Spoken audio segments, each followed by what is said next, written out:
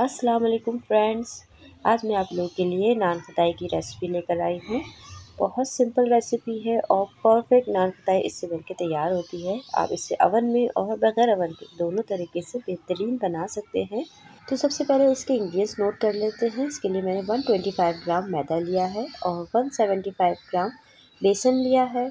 250 gram sugar ली है, उसको powder कर लिया है और घी लिया है। घी को पहले मैंने मेल्ट किया और उसको वापस फिर रूम टेम्परेचर पर ले आ रहे हैं। तो ये 250 ग्राम है और इंग्लिश मैंने डिस्क्रिप्शन बॉक्स में भी लिख दिए हैं। पिसी हुई इलायची ली है 1 टीस्पून और कटिंग के लिए हमने राउंड कटर लिया है। अब इसको बनाने का तरीका देख लेते हैं। तो सबसे पहले हमने एक मिक्सिंग बाउल लिया है और इसमें हम घी लेंगे। घी आपका जमा हुआ होना चाहिए, जैसे मेरा घी है अभी इस तरह से नहीं, आपका जो घी है वो सेट हुआ होना चाहिए। इससे आपको डो बनाने में थोड़ी सी मुश्किल होगी। अब इसमें शुगर ऐड करेंगे और शुगर को मुझे घी के साथ बहुत अच्छे से मिक्स करना है। अगर आपके पास इलेक्ट्रिक बीटर है तो आप 1 से 2 मिनट के लिए इलेक्ट्रिक बीटर चला लीजिएगा। नहीं है तो कोई मसला नहीं, आप हैंड विस्क से भी बहुत अच्छे से इसकी मिक्सिंग कर सकते हैं। तो बस आप इसका कलर का ध्यान रखना है। अभी ये थोड़ा सा आपको डार्क दिख रहा होगा, आप इसको जब बीट करते रहेंगे 1 से 2 मिनट के लिए तो ये थोड़ा सा लाइट कलर का हो जाएगा। इस तरह से ये वाइट कलर में आ जाना चाहिए, मतलब आपकी मिक्सिंग बहुत अच्छे से हो गई है। अब इसमें हम बाकी के इंग्रेडिएंट्स ऐड करेंगे 1 बाय 1। तो सबसे पहले मैं इसमें बेसन मिक्स कर रही हूँ। बेसन थोड़ा सा लाइट होता है तो ये आराम से शुगर और घी के साथ बहुत अच्छी तरह से मिक्स हो जाएगा। तो पहले हम इसे मिक्स करेंगे। आपने दोनों चीज़ें एक साथ नहीं डालनी है, वरना घी में और शुगर में कहीं आपको फ्लावर नज़र आएगा और कहीं बेसन। तो पहले हम एक चीज़ अच्छे से मिक्स कर लेंगे, उसके बाद हम दूसरा इंग्रेडिएंट ऐड करेंगे। तो मैं स्पैचुला यूज़ कर रही हूँ क्योंकि हाथ अभी लगाएंगे तो आप सारा स्टिकी डो आपके हाथों पे लग जाएगा ये। तो स्पैचुला यूज़ कर लें या हैंड विस्क कुछ भी ले लें आप। पहले इसको मिक्स कर लें, उसके बाद आप इसमें मैदा शामिल करेंगे। इसके भी हमें बहुत अच्छी तरह से मिक्स करना है और इसको हमें डो फॉर्म में लेकर आ जाना है। तो अब आप आराम से हाथ यूज़ कर सकते हैं क्योंकि अब इसकी हमें डो बनानी है। तो पहले मैं इसमें इलायची डाल देती हूँ क्योंकि इलायची बस लास्ट इंग्रेडिएंट्स रह गया है, फिर वो भी इस तरह अच्छी तरह से मिक्स हो जाएगा। अब आप आराम से अपने हाथों का इस्तेमाल कर सकते हैं, अच्छी तरह से हैंड वॉश करके आप इसको अच्छे से डो फॉर्म में लेकर आ जाएं। तो बहुत आसान रेसिपी है और परफेक्ट नान खटाई से बनती है। बस आपने रेशो का ख़ास ख्याल रखना है। अगर आपके पास किचन स्केल नहीं है तो आप किसी भी स्टोर पे जाके इसको मेजर करके आप आराम से ला सकते हैं सारे इंग्रेडिएंट्स को एक साथ ही। तो इसकी कॉस्ट मुझे 200 पड़ी थी और मैंने सारी चीज़ें स्टोर से ली थी क्योंकि मैंने घर में किचन स्केल नहीं है, तो मैंने भी सब चीज़ें बाज़ार से ही मंगवाई थी, जो जो इंग्रेडिएंट्स मैंने आपको दिए हैं।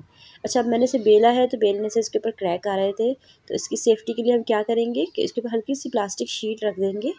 ये जो प्लास्टिक शीट हम बच्चों के कवर वगैरह चढ़ाते हैं वो है, वो इसके ऊपर रखेंगे तो इसके सारे क्रैक्स ख़त्म हो जाएंगे और आपको इसको बेलने में बहुत आसानी होगी। तो कोई भी कुकीज़ जब आप बेल रहे हो और अगर उस पर क्रैक आ रहे हो तो ये ट्रिक बहुत आसान रहती है। इस तरह से आपके कुकीज़ बड़े नीट बनते हैं और उस पर किसी किस्म के कोई क्रैक नहीं होते। बस नान खटाई को हमने शेप देना है। मैं इसे कटिंग करने का आपको एक और तरीका बता देती हूँ। जो लोग बिगनर्स हैं उनको थोड़ा सा मुश्किल होगा इस डो को हैंडल करना क्योंकि बहुत सॉफ्ट होती है। बस कुकीज़ को कट करने के बाद आपने इसे बेकिंग ट्रे में रखना है। 1 फिंगर की मदद से आपने इसके ऊपर अंडे की जर्दी लगानी है। पूरी जर्दी को फैलाना नहीं है, सिर्फ एक डॉट बनाना है। इससे ज़्यादा खूबसूरत आपकी नान खटाई बनेगी।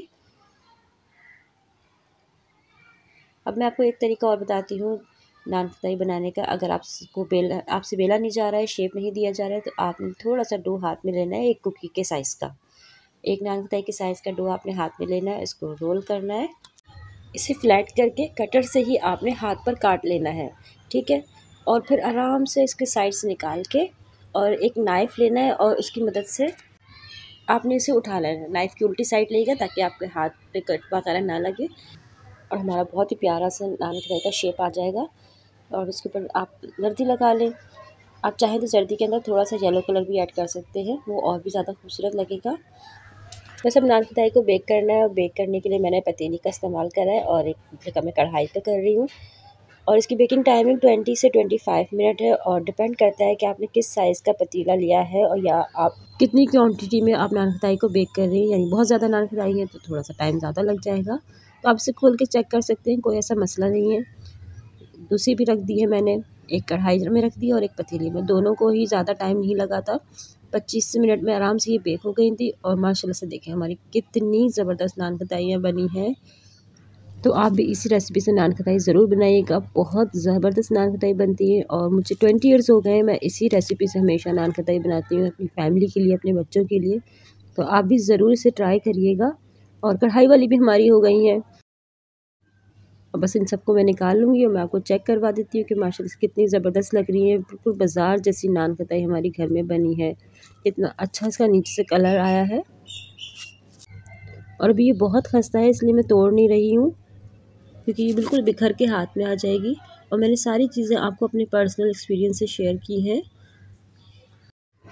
और मेरी बताई हुई सारी रेसिपीज़ अल्हम्दुलिल्लाह बहुत अच्छी होती हैं। आप ज़रूर उसे ट्राई किया करें। और रेसिपी पसंद आए तो इसे लाइक ज़रूर कीजिएगा।